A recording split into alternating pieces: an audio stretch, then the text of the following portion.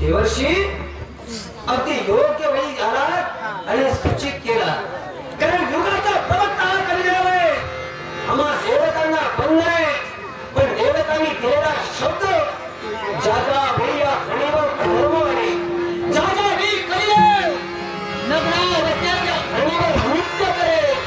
जागा वेळी आमचा हवा करा व त्या वचनाची यावी आठवण होते. आणि म्हणून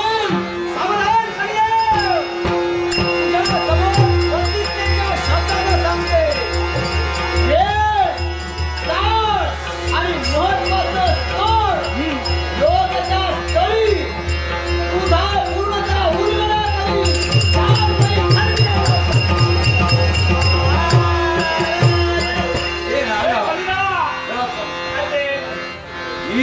काही बोलून गेली. होय. पण स्वतःच्या मुखानं आता पापाचरण करून गेले एवढं लक्षात ठेव. निघाला हा करू रे हिची मात हे करण्यासाठी. यावेळी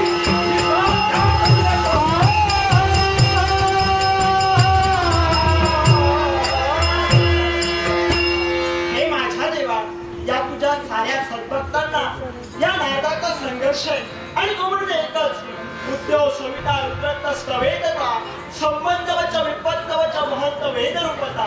हे पहावंच हो, सूर्य नारायण उगवताना लाग असतो आणि मावळताना देखील लाग असतो. पण तुम्ही तुमच्या जीवनात काय करता? सुख आलं म्हणून आनंदाने भारावून टाकता आणि दुःख आलं म्हणून खचून जाता. असं न करता या दोन्ही प्रसंगी देवाची भक्ती करा, देवाची आळवणी करा. तो देव सदैव आणि सदैव तुमच्या पाठीशी राहील.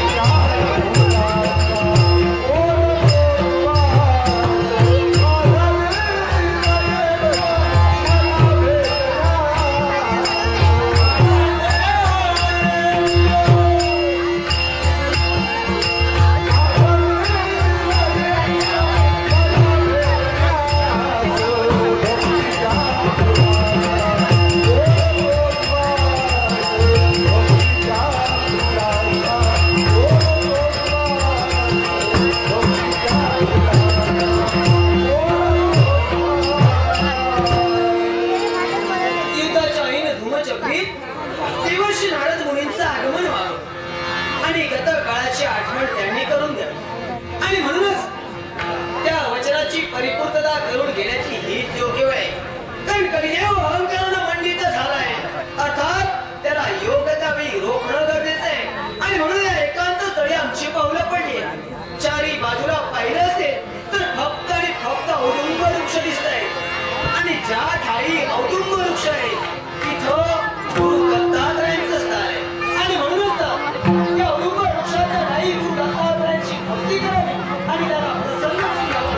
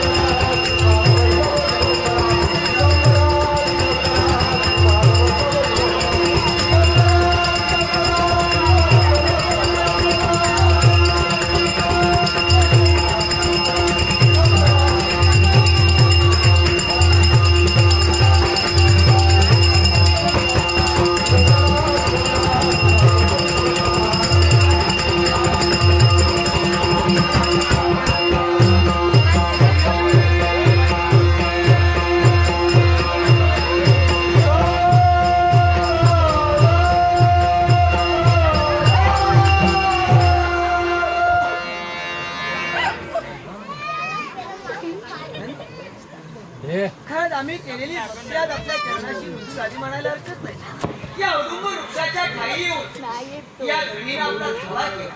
आपल्या दर्शनानं आम्ही खरंच धन्य झालो. भगवान धन्य झालो. शुभम भवतु शुभम भवती. हे देवी अवनी, आज आपल्या सर्वांगाचं आम्ही निरीक्षण केलं. दुःखमय चेहरा आपला काय काय आपण प्रश्न आम्हाला करताय. आमच्या नेत्रावरती तुम्हाला अश्रुधारा दिसताय. आमच्या सर्वांगाचंही निरीक्षण करा. रक्तानं लाल बुंद ही झळली नाहीये. आज या धरणीचा उद्धार होणारा प्रत्येक जीव, जंतू, मनुष्य, प्राणी आज त्रस्त झालाय. आज या कलियुगात देवतांचं अस्तित्व भूमी लोकवत झालंय. भक्ती नादात्मक नादात भक्ती मनुष्याकडे आज धर्माच्या मार्गाने वाटचाल करतोय. आणि त्यामुळे ही धरण्यात रक्तरक्ती झाली हो. तुम्ही आम्हाला वचन दिलं होतं, त्या वचनाचा विसर आपल्याला पडला का? देवी अवनी, आम्ही आपल्याला शब्द दिला होता. ज्या ज्या वेळी तुझ्यावर भार होईल तो भार हलका करण्यासाठी युगायुगाच्या ठाई आम्ही अवतार धारण करू. वचन पूर्ण सुद्धा केलं. शिवाय आमच्या समवेत असणारी ही धेनू म्हणजे स्वतः आपण आहात. आणि म्हणून आपलं संरक्षण करण्याची पूर्ण जबाबदारी आमची आहे हे आम्ही पूर्णपणे जाणत आहोत. पण मला सांग, या तुझ्या दुःखाचं कारण काय? पण एकच, हे युग ज्याच्या स्वाधीन आपण केला तो म्हणजे कलिदेव. आज कलिदेव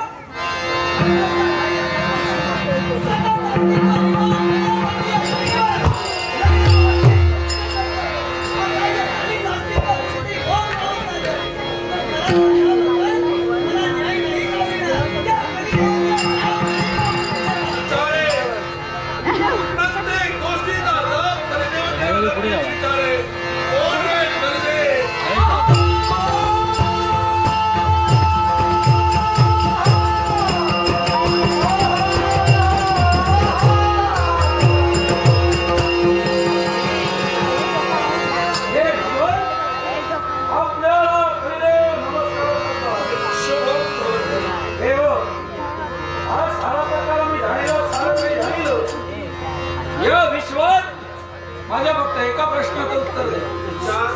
देवा, या विश्वात या कलियुगात देव म्हणून प्रत्यक्ष रूपानं वावरणारा देव कुठला?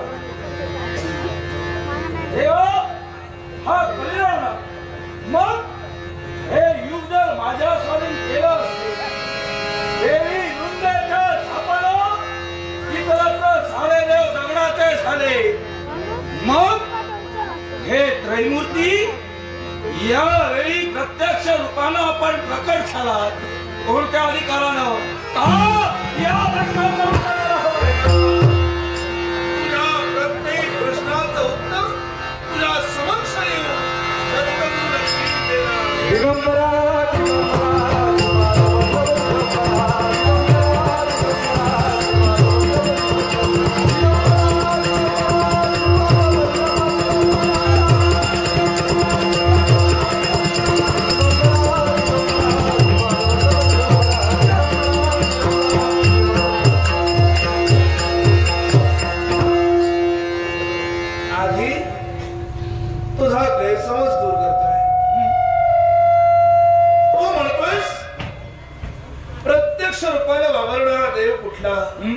कलियुगात प्रत्यक्षानं कोणीही वावरत नाही.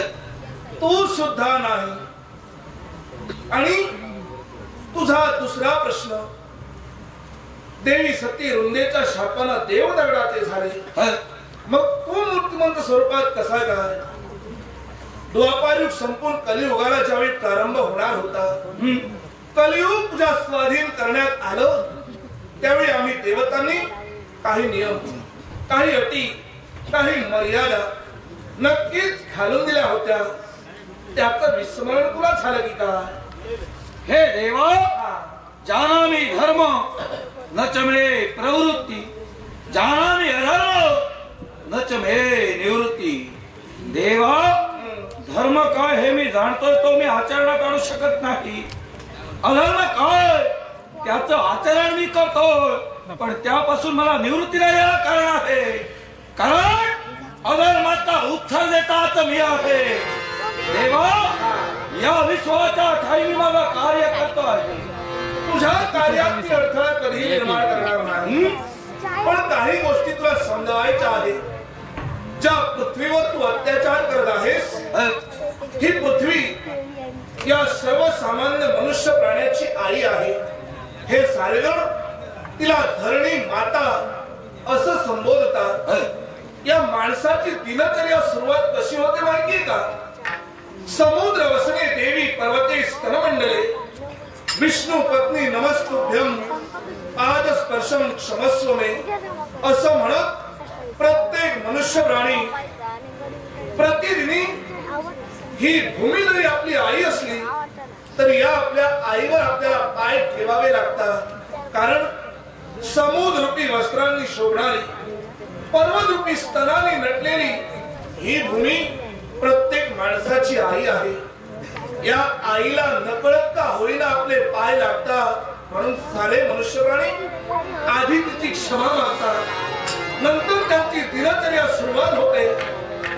या भूमीचं पावित्र्य एवढं आहे. या भूमीवर एखादी नवीन वास्तू जरी उभारायची झाली तरी आधी भूमी पूजन केलं जातं.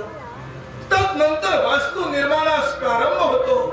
एवढं महत्व या भूमीचं या सर्वसामान्य माणसाला कळावं आणि देवतातील घटक कलिदेव याला का कळू नये? देवा, हे युग माझं आहे आणि जसं मला वाटतंय तसं ते मी चालविणार आहे. यावेळी तुम्हाला देव माझ्याकडून अपेक्षित आहे, होणार नाही. अपेक्षित का हे माहितीये का?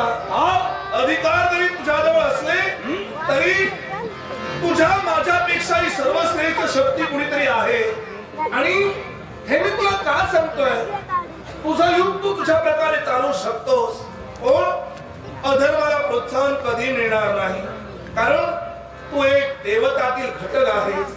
अरे, आपल्याला भूक लागलेली आहे तेवढंच खाणं ही प्रकृती, भूकेपेक्षा जास्त खाणं ही विकृती.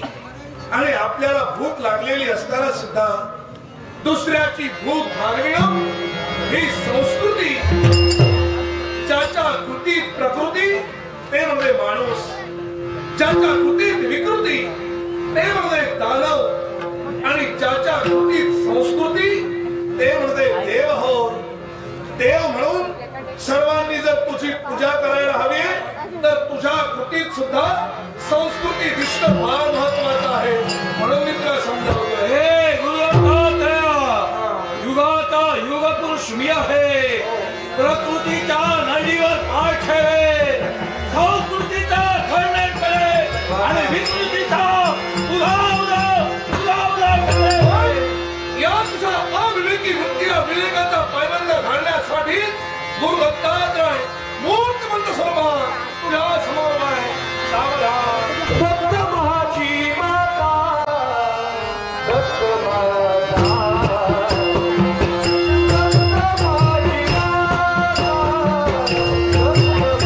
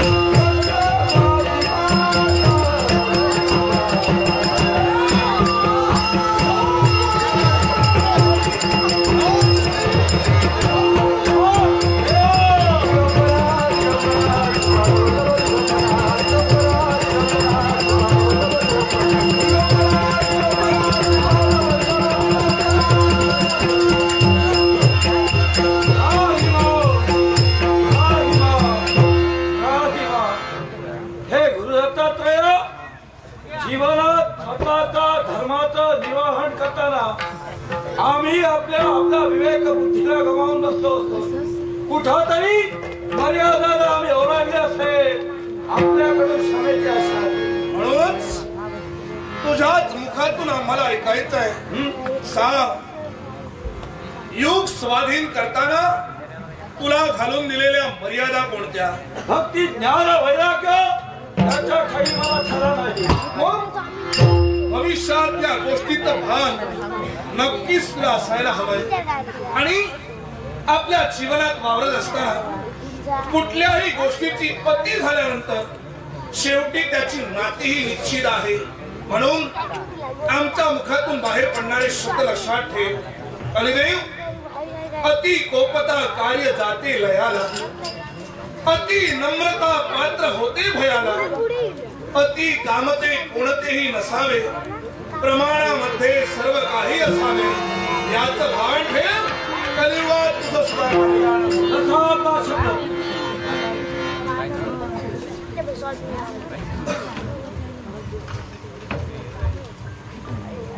नाट्याची करू श्रीमान राजेश शिरोडकर यांनी कलेचा गौरव करून वाघमोलाचं पारितोषिक दिले.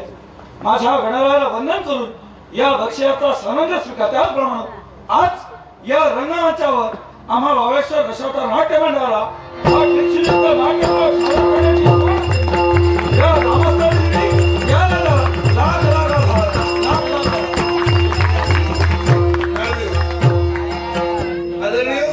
प्रिया खांबाळेकर आणि मंजिरी खांबाळेकर, आदरणीय प्रिया खांबाळेकर आणि मंजिरी खांबाळेकर यांच्याकडून आमच्या कलेचा गौरव करण्यासाठी बहुमोल बक्षीस आलेला आहे. प्रिया खांबाळेकर आणि मंजिरी खांबाळेकर यांना आरोग्य संपन्न दीर्घायुष्य लाभू दे असा शुभ आशीर्वाद देऊन वावळेश्वर दशावतार नाट्य मंडळ तेंडोली यांच्या वतीनं आदरपूर्वक बक्षिसाचा स्वीकार. हे त्रिमूर्ती, हे त्रिगुणात्मक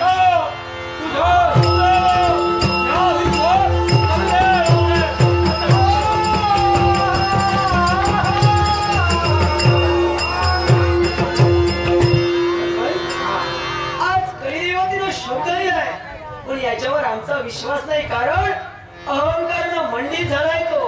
अर्थात याच्या अहंकाराचं कित्येक वेळा खंडनही झालंय, पण हा कलिदेव दिलेल्या शब्दाला जागणार नाही याचा आत्मविश्वास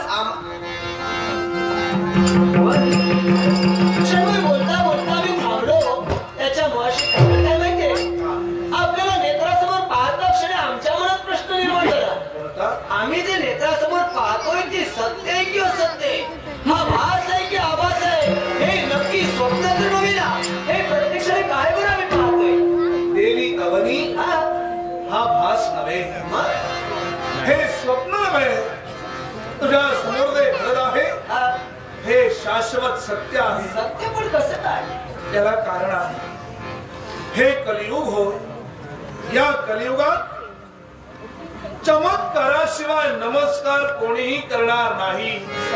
म्हणून पदोपदी क्षणोक्षणी चमत्कार होणं फार महत्वाचं आहे.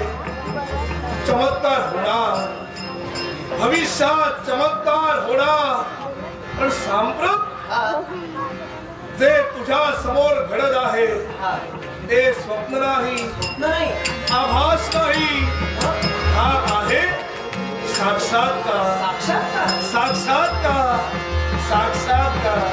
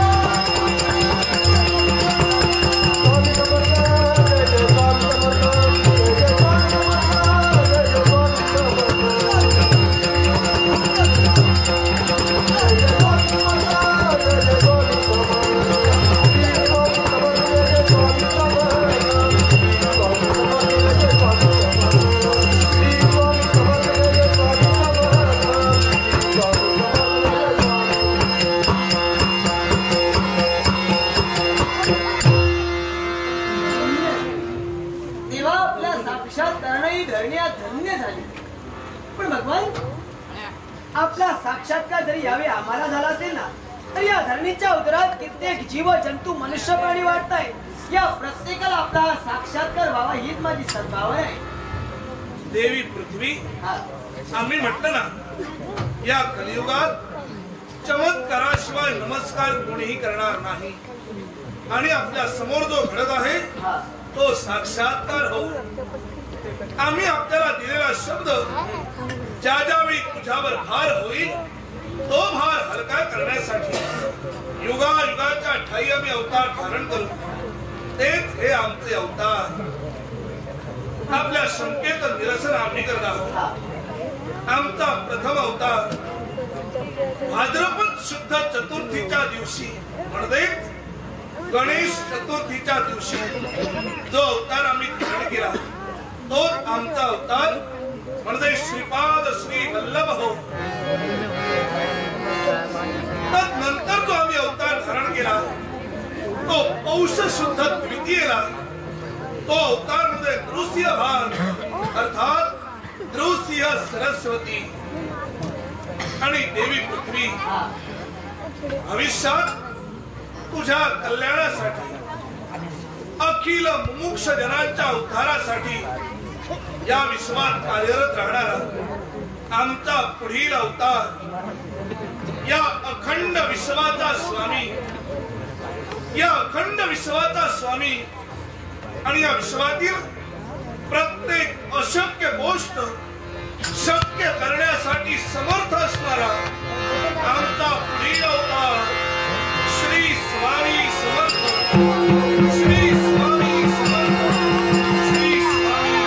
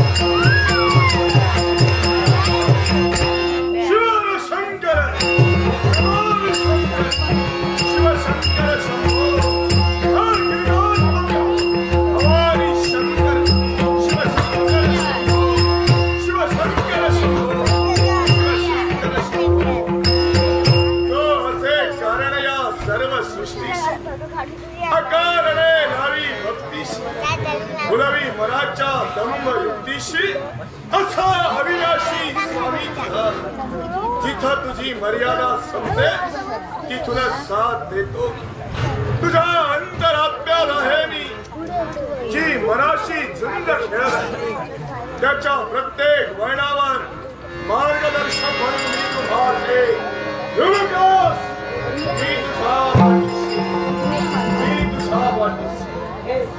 मी तुझा पाठीस. धन्य झाली ही धरणी. आज या धरणीवर होणारा अधर्म अत्याचार कुठेतरी फोफावत असताना आज आपला साक्षात्कार आम्हाला व्हावा. आपल्या पदस्पर्शानं ही धरणी पुन्हा एकदा पावन झाली. अर्थात आपला कृपाशिवाय या धरणीच्या पाठीशी धरणीवर आपल्या पुन्हा एकदा शेषाच्या फळेवर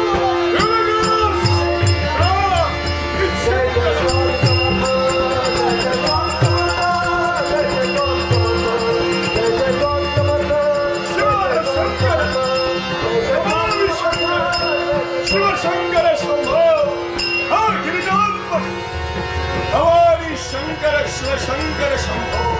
शिवशंकर शंभो. शिवशंकर शंभो. प्रत्येकाच्या जीवनात सुख समाधान ऐश्वर आरोग्य संपन्न दीर्घायुष्य लाभे असा आमचा मंगलमय आशीर्वाद. कुणी घाबरू नका. मी तुमच्या पाठीशी. शिवशंकर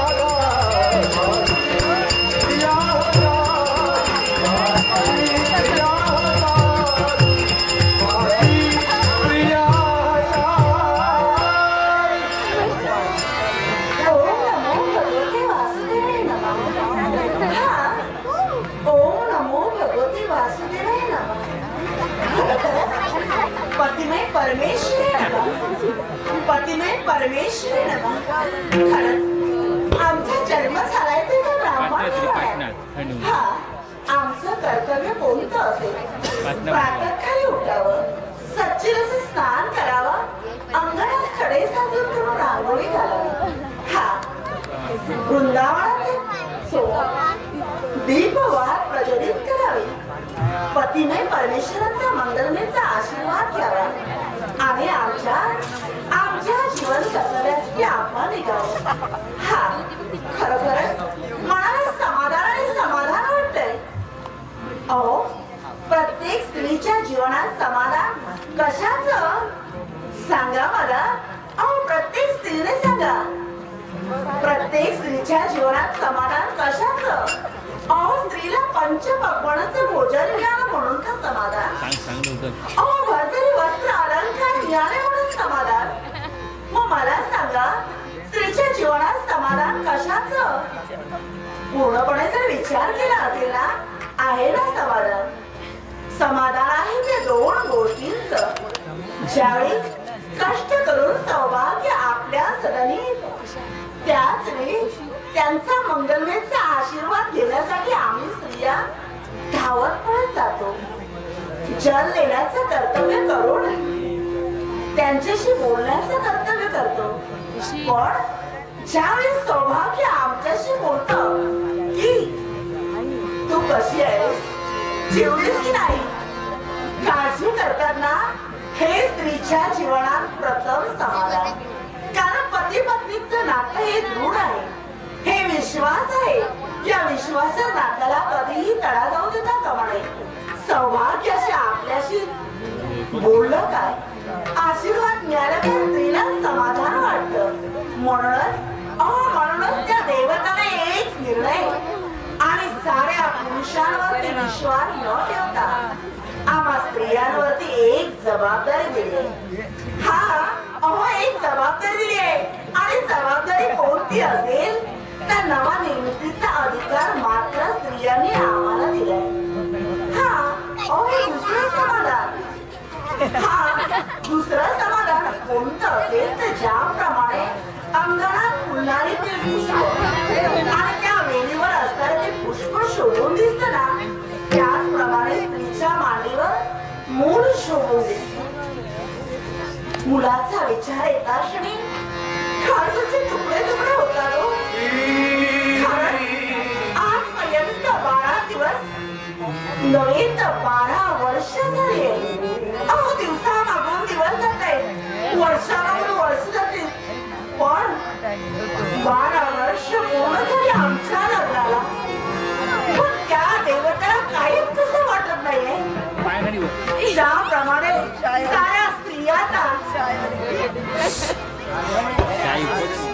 साऱ्या स्त्रियांना तू नवनिर्मितीचा अधिकार मात्र साऱ्यांना दिला, मला का दिला नाहीये? माझ्या आयुष्य तुला का संतप्ती नाहीये? सांग देवा. अरे का स्त्रीचं मन नाही का तुला कळत? अरे देव गावाला पुण्यासाठी आम्ही जातो ना, प्रत्येकाच्या अंगणात आम्ही पाहतो एक लहान मूल आई बरोबर खेळत असत. आईचं लक्ष दुसरीकडे जात असताना मूल त्या ठिकाणी पडत नाही काय? आई धावत जाऊन उचलते आणि प्रथम मुलाला विचारते, बाळा तुला लागलं ना? जीवाशी कवटाळून घेते का? जवळ घेते, माया ममता करते. सांग तेव्हा ते पाहून आम्हाला काय वाटत नाही? एखाद्या मुलाने आम्हाला आई म्हणावं, आम्ही ते प्रेम करावं का? सांग तेव्हा का आम्हाला वाटत नाही का? ज्यावेळी लहान बालक आपल्या आईला आई म्हणून हाक मारतात ना, ते शब्द आमच्या कर्णावर पडण्यासाठी तेव्हा आम्ही किती व्याकुळ झाले. पण देवा, अरे स्त्रीची वेदना तुला काय करणार आहे? त्यासाठी आई व्हावं लागतं ना. अरे तू आहेस तो पाषाण रूपी. या तुझ्या पाषाणाला कधी पाठवू भागेल का रे देवा? अरे मनातील वेदना देवा तरी तुला सांगितलं तर नाही कळणार देवा, तुला नाही कळणार तरी. अरे तुझ्यापेक्षा श्रेष्ठ कुणाला मानला असेल तर माझ्या सौभाग्याला.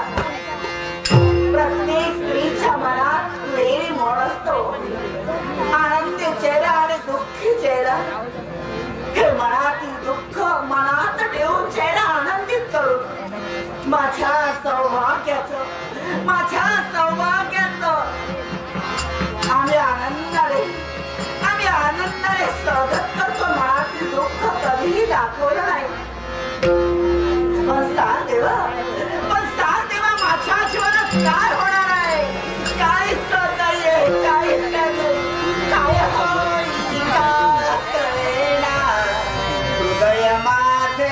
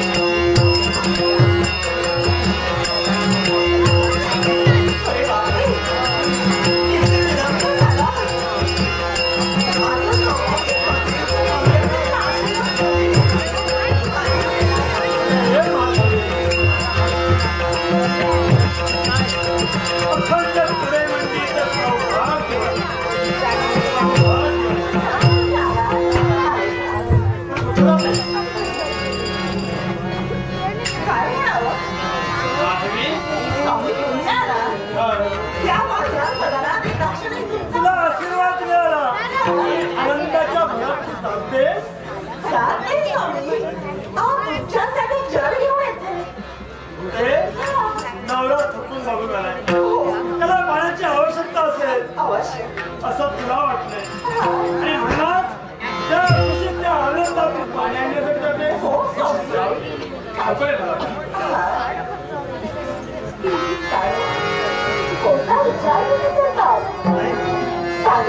आज तुझं निरीक्षण आम्ही करतो. अगदी पायाच्या नटापासून